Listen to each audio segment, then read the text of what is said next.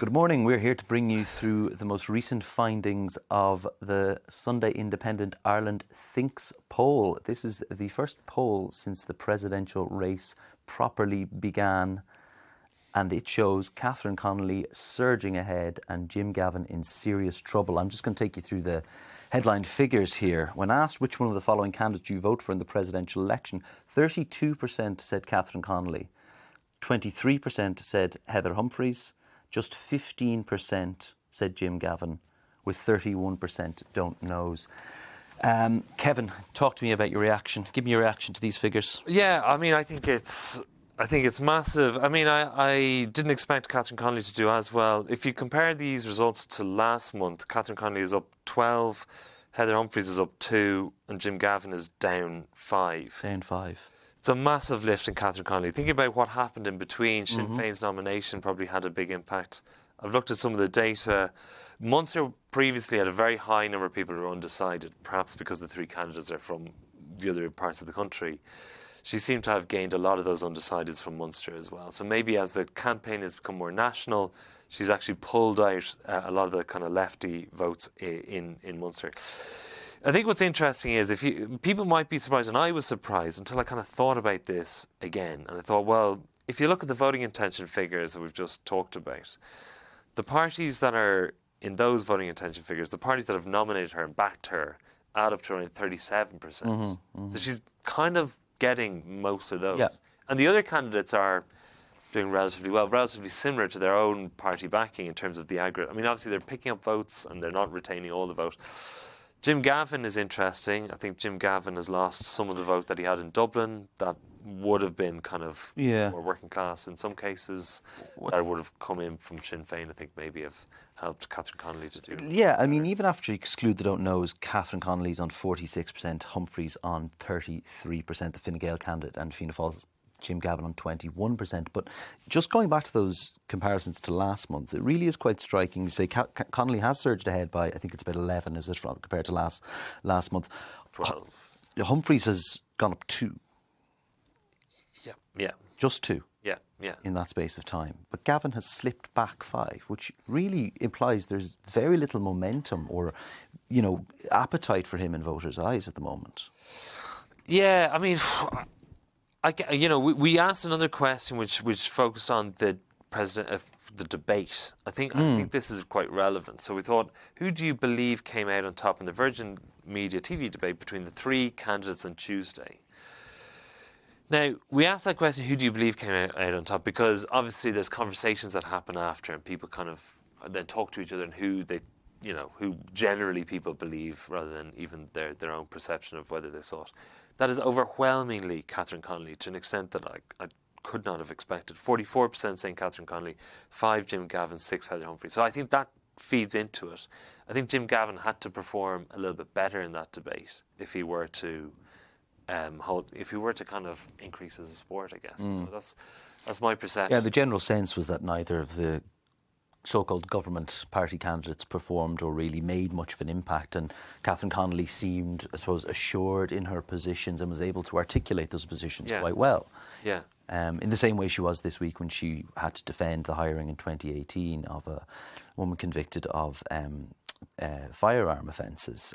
This also led to a little bit of a political controversy, not just that and her defence of it, but then we subsequently had Eamon O'Keefe, the former Fianna Fáil TD and minister, effectively publicly rebuke his own party leader. Micheál Martin had said that Catherine Connolly had displayed very poor judgment in this decision that she made in 2018, that she had defended, that Sinn Féin and Labour both accepted her explanation. And then Eamon O'Keefe coming out saying, no, I mean, this, on top of the sort of slip-ups, I suppose, around the Gavin campaign this week and, having to delete members with the Defence Forces that he posted, that were posts on social media while he was out on a run, Defence Force being an apolitical organisation. I mean, you can kind of see the direction of travel here a little bit. So I just wonder, where, one of the more interesting, I think, we can talk about this in a minute, is we might just dive a little bit into those second preferences now, because it's quite. The assumption would always be that Jims will go to Heather's or Heather's will go to Jims, and that might ultimately get one of them over the line if Connolly's near them, right? Yeah, that is it. And just to before we go to the second preference, just very initially, just on that point about don't knows, that 31% of don't knows is still quite a lot, and they do lean towards the right of the political spectrum quite heavily. And so whether they vote or not will have a massive implication. Obviously, the campaign is long. But, as you said, excluding don't knows, Catherine Connolly's on 46. And so she's, in this case, we can clearly see she's just too close for anyone to catch her. Jim Gavin's second preferences, 60% of them here go to Heather Humphreys, 24% to Catherine Connolly, 16% don't know who they would actually issue a second preference. And then when you eliminate that, apply those preferences to a second round as if it were an election in STV, you get Catherine Connolly on 53 and Heather Humphreys on 47. So actually, much closer than it might immediately appear from the 46 versus 33 figure. So exactly as you said, Catherine Connolly needs to be quite far ahead in order to win, if she is to win. And Heather Humphreys, she gets a lot of second preferences from Jim Gavin. So, this is still a lot to play. There's a lot to play for, but there's some more interesting data here we might just take a look into. If you look at the support amongst men and women, I thought it was quite interesting. I mean, you might just talk a little bit about that. Yeah, this is something we've seen before, and it's still the same for Jim Gavin, but his support is very heavily centred around men. So of those who are women, Jim Gavin only has 10% of the vote. That's 33% of women are still undecided, 36% for Catherine Connolly, 22% for Heather Humphreys. He's still in last amongst men, so he's actually lost in both categories relative to last time. But he's 21% amongst men, 28% goes to Catherine Connolly and 24% to Heather Humphreys. It's just tighter amongst men, but it's still the same order. Yeah. It's just that amongst women, there's a very clear difference. That is something that's been reflected in attitudes towards Palestine and Gaza and all that sort of stuff.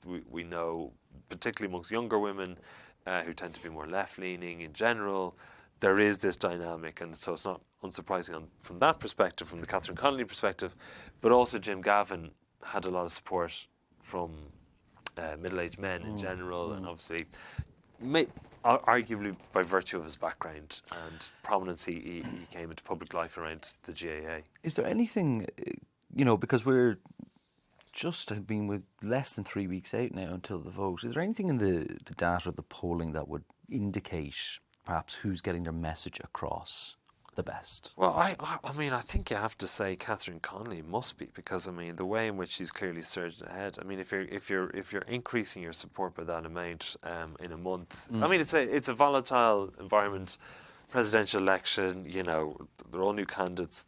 It's candidate based, so you expect a lot more volatility. But she's clearly connecting with voters in a way that others, are not.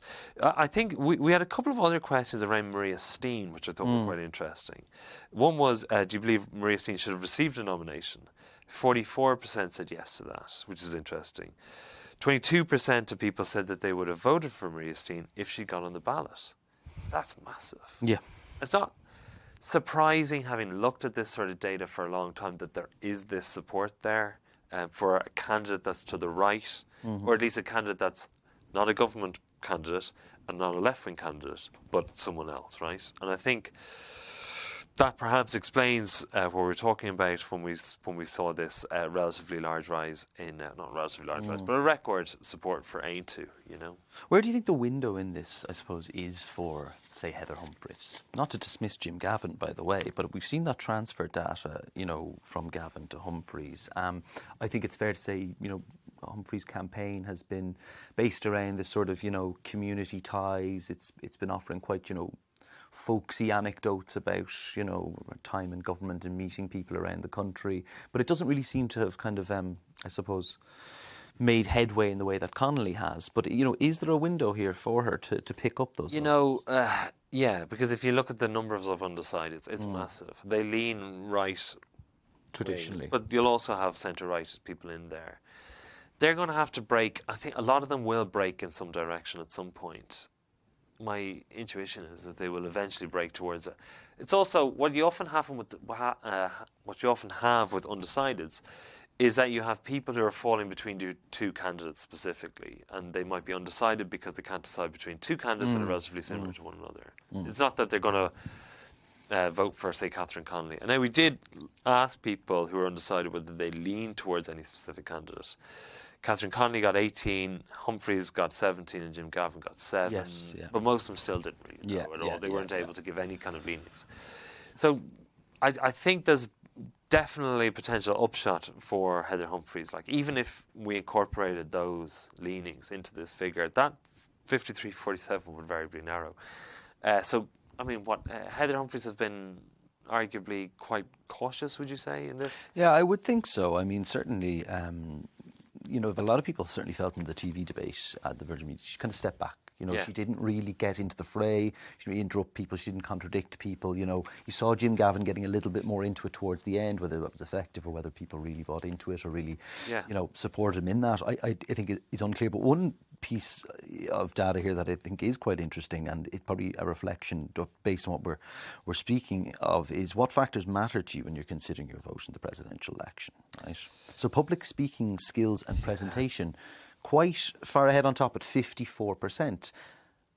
Now, I think most people would say Catherine Connolly has been the most, perhaps, articulate of the candidates in this. And I'm just wondering, is that a reflection of these figures? Also, political experience 36. We know Catherine Connolly and Heather Humphreys, former minister, have years of political experience. Jim Gavin has none. Yeah. So is this going to go against them? Well, I mean, yeah. Well, like, as you go down the list, there's other bits as opinion on Irish neutrality 16, building relations with Northern Ireland 15, opinion on the EU 12, Gaza 10, party affiliation 6, which is very low. Is it interesting that neutrality and Gaza are relatively low in that list, given how much they've dominated the debate? Yeah, exactly. I think that's the interesting thing as well. So there's a bunch of kind of international issues. Now, I do wonder if you gave respondents one option concerning international affairs, whether you would have, 40% or something saying that, because people are allowed to select two options here. So, so there is overlap there. But it is interesting, and the public speaking and presentation, the relative size of that is just fascinating. You know, I mean, I just wonder, is there something we're not capturing here in the way in which people are approaching this, and what, like, because we kind of wonder, Catherine Connolly is kind of the left. How come, you would naturally think that someone who was initially the first nominee was on behalf of People for Profit, maybe. If you were to imagine a People for Profit candidate, they're hardly going to win the presidency. You wouldn't expect, because they don't naturally get that kind of scale of support. But clearly, she's reaching beyond the kind of relatively... Certainly, but we're also not, I suppose, at the business end of the campaign really yet. And I think a lot of people have not necessarily woken up. But I do think the headline figures for Catherine Connolly must be very encouraging for her campaign. Yeah.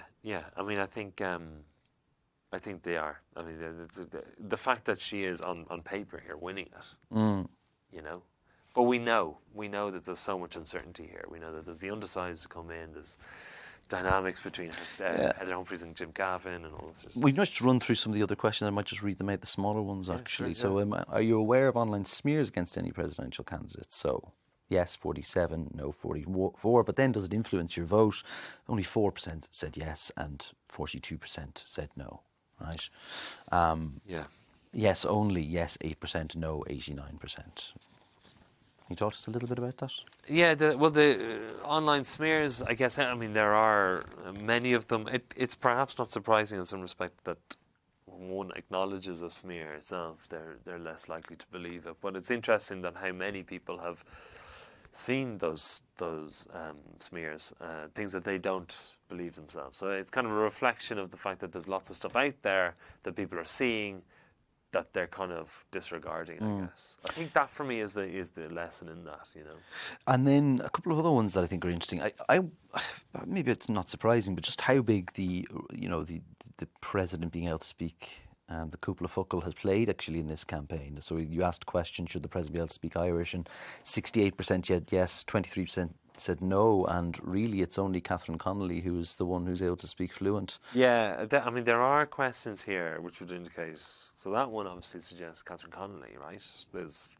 That's a clearly wedge issue for her.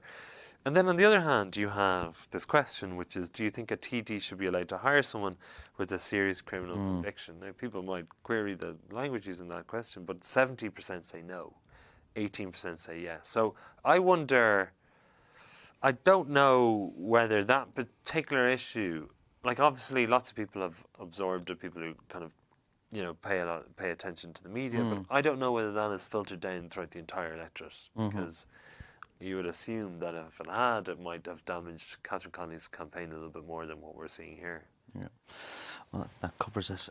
Thank you so much, Kevin. You can find all those results on independent.ie and tomorrow's Sunday Independent. Thank you very much.